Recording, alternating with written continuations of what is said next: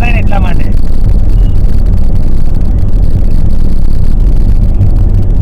કાલની પરમ દિવસે થાય, આજે અને કાલે કોઈ ડિલિવરી નહીં થાય છે.